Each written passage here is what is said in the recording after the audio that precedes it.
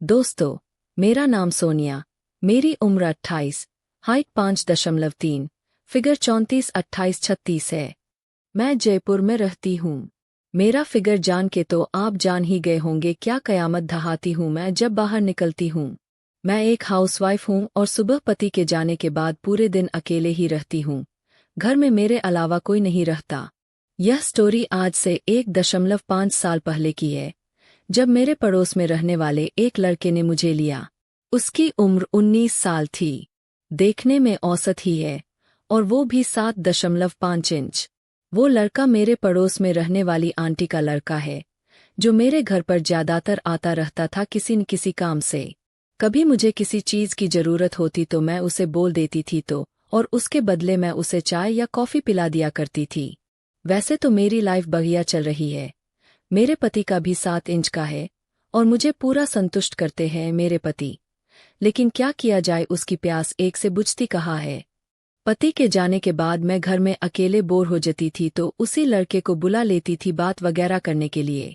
हुआ यूं कि रोज की तरह मेरे पति सुबह अपने काम पर चले गए और मैं अपने घर के काम में लग गई, और मेरे पड़ोस में रहने वाला लड़का हमेशा की तरह मेरे घर आ गया।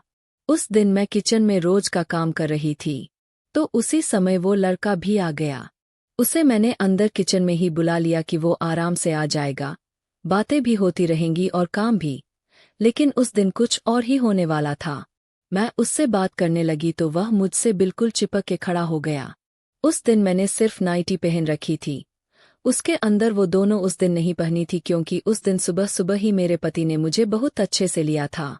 मुझसे बिल्कुल चिपक के खड़ा होने के कारण उसका आधा खड़ा वो मेरी उसमें चुभ रहा था, जिससे मुझे मज़ा भी आने लगा। मैं उससे बातें भी करती जा रही थी और उसके अंदर आग भी भड़का रही थी, जो उसके फूलते हुए उससे पता चल रही थी।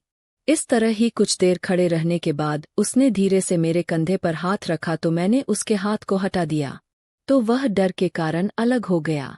लेकिन मैंने थोड़ा सा पीछे होके उसके उस पर फिर से रगड़ना शुरू कर दिया, तो उसके अंदर हिम्मत फिर से आ गई, और इस बार उसने मेरे दोनों पर एकदम से हमला बोल दिया और दोनों को अच्छे से मसलने लगा। उसका यह पहली बार था तो वह मेरे उन दोनों को बुरी तरह मसल रहा था, जैसे आज ही पूरा दूध निकालना है उसे। उसने मेरे दोनों को नाइटी के ऊपर से ही रगड़ रगड़ कर लाल कर दिया था।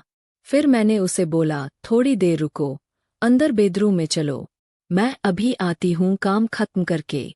मैं जल्दी से अपने काम को खत्म करके बेडरूम में पहुंची। उसने तुरंत मेरी दोनों को फिर से पकड़ लिया और बुरी तरह करने लगा। मेरी तो हालत खराब हो गई। वो पगलों की तरह मेरे उसको मसल रहा था, जैसे आज के बाद ये मिलेंगे ही नहीं।